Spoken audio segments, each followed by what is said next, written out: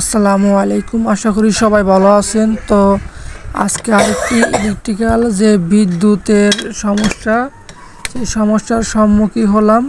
তো সেই ক্ষেত্রে আমি এখানে আসছি তো দেখার জন্য।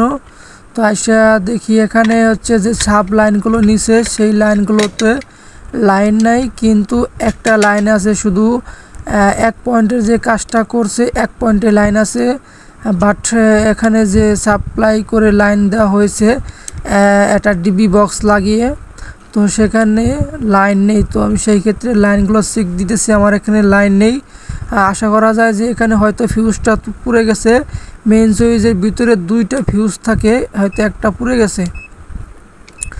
তো সেই ক্ষেত্রে আমি কিন্তু আমার ক্লাব মিটারটা নিয়ে আমি এখন চেক করব যে এখানে লাইন আছে কি না, এবং কি আমার এখান থেকে যে লাইনগুলো সাপ্লাই হয়েছে সেই লাইনগুলো কোনো জায়গায় শর্ট আছে কি না, সে কোথাও শর্ট আছে কি না সেটা দেখার জন্য আমি এখানে কন্টিনিউটি টেস্ট করতে পারি। তো সেক্ষেত্রে আমি মিটারটা টেস্ট করে নিতেছি, দেখতেছি যেখানে কি হয়। যদি শর্ট থাকে তাহলে অবশ্যই আমার এখানে দেখতে পারবো। আর আমি এগুলো কিন্তু সম্পূর্ণ লোড ওইদিকে অফ করছি, অফ করে পরে দেখব এবং কি অন করে দেখব যে আমার এখানে কন্টিনিউটি ঠিক আছে কিনা। যদি আমি দেখছি এখানে প্রবলেম আছে যেহেতু, তাহলে আমি চেক করবো যেখান থেকে সাপ্লাই লাইনটা কোথায় কোথায় গেছে, সেখানে কোনো জায়গায় কাটা বা দুই তার একখানে হয়েছে কিনা, ফেজ বা নিউট্রাল একসাথে আছে কিনা, থাকলে হয়তো শর্ট সার্কিট হয়ে গেছে, যার কারণে হচ্ছে ফিউজটা পুড়ে গেছে। আশা করি এখনও খুলি নেই। তো লাইনটা দেখতে পাচ্ছেন এখান থেকে কিন্তু বাহির দিয়ে লাইন টানা আছে এবং কি চ্যানেল দিয়েও এখানে ওয়ারিং করা হয়েছে। দেখুন কিভাবে সাপ্লাই লাইন গেছে। তো সেখানে কোনো একটা জায়গায় ফলস আছে আশা করি। তো আমি খুঁজে বের করার জন্য চেষ্টা করব, আপনারা দেখবেন। তো এখানে লাইনটা নেই এই কারণেই যে শর্ট সার্কিট হয়েছে, এই কারণে ফিউজটা পুড়ছে আশা করি। তো আমি সেটা খোঁজার জন্য আমি চেক করতেছি কোথায় সাপ্লাই লাইন গেছে, কোথায় কোথায়। এটা হচ্ছে একটা মোটরের লাইন, এখান থেকে কিন্তু অনেক বাইরে চলে গেছে। আবার আরেকটা আছে এদিক দিয়ে সাপ্লাই হয়ে ওই একটা আপওয়াল ঘরে ওখানে চলে গেছে। তো আমি এখনও খুঁজে বের করার জন্য চেষ্টা করবো যে এখানে কোনো জায়গায় শর্ট আছে কিনা দেখি। আমার যেহেতু ওখানে শর্ট দেখাইছে, শর্ট সার্কিট দেখাইছে, সেই ক্ষেত্রে আমি এই এইচডিবি বক্সটা খুলবো।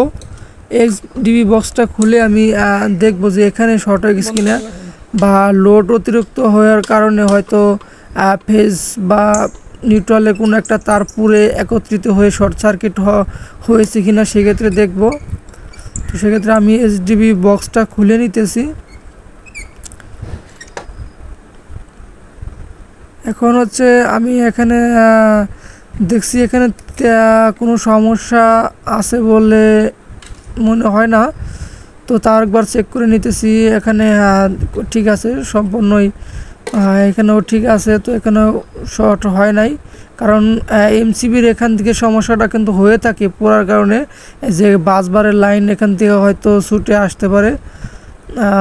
এই জন্য চেক করে নিলাম। তো আমার এখানে সুইচ বোর্ডও চেক করলাম, কোনো সমস্যা নেই। তবে দেখবো আমি আরেকটা কোথায় সাপ্লাইন চলে গেছে। তো এখানে আরেকটা আছে মোটরের, তো মোটরের লাইনটা থেকে দেখবো যে কোথায়। মোটর লাইনটা কিন্তু অনেকটা দূরে আছে, আপনারা দেখতে পারতেছেন অনেকটা দূরে আছে ওই টিউবওয়েলের পারে। তো এখানে আসবো, দেখবো কি হয়েছে। তো এখানে এই সমস্যাটা মনে হচ্ছে। তো এখানে সমস্যাটা আমি মনে করি যেহেতু মোটরের এখানে পুড়ে গেছে, হয়তো এখানে শর্ট সার্কিটটা হয়েছে। এই মোটরের কারণে হচ্ছে মেন সুইচের ভিতরের ফিউজটা হয়তো পুড়ে গেছে। আমি সম্পূর্ণভাবে দেখা যেতেছে এখানে সমস্যা। সেই ক্ষেত্রে আমি তারটা কেটে নিলাম, কেটে নিয়ে আমি এখন চেক করব এবং কি এই টেপের এখানে আমি এই তারের মাথায় আমি টেপ পেঁচিয়ে রাখবো। তারপর হচ্ছে আমি মেন সুইচে আবার চলে যাব, সেই জন্য আমি ট্যাপিং করে নিতেছি। আপনারা সবাই ইলেকট্রিশিয়ান ভাইদেরকে সহযোগিতা করবেন। আর যে কোনো সমস্যার সম্মুখীন হলে স্ক্রিনে দেওয়া নাম্বারে যোগাযোগ করবেন, সমাধান দেওয়ার জন্য চেষ্টা করব। তো আমি এই মাথাগুলো টেপ পেঁচিয়ে নিতেছি, টেপ পেঁচিয়ে নিব। যাতে পরবর্তীতে এখানে কোনো শর্ট সার্কিট না হয়। আমি কিন্তু মেন সুইচে চলে আসছি, দেখছি আসলে ফিউজটা পুড়ে গেছে। আর এই ফিউজটা পুরার কারণে হচ্ছে শর্ট সার্কিট। আর এখানে যে এমসিবিটা লাগানো আছে এখানে লোড ব্যতীত যে লোডের প্রয়োজন সেই লোডের থেকে বেশি লাগানো, যার কারণে কিন্তু ফিউজটা পুড়ে গেছে। এই অটো সার্কিটটা টিপ করে নাই।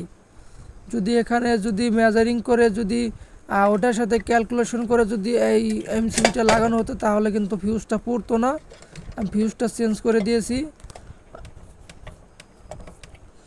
এখানে দেখতে হবে এমসিবি লাগানোর আগে আমার কতটুক লোড আছে সেই হিসাব করে এম্পিয়ার লাগাতে হবে। তো সেই ক্ষেত্রে আমি মোটরটা খুলে নিতেছি। মোটরে যেহেতু সমস্যা, মোটরটা আশা করি আমি এটার সমাধান দিয়ে দিব।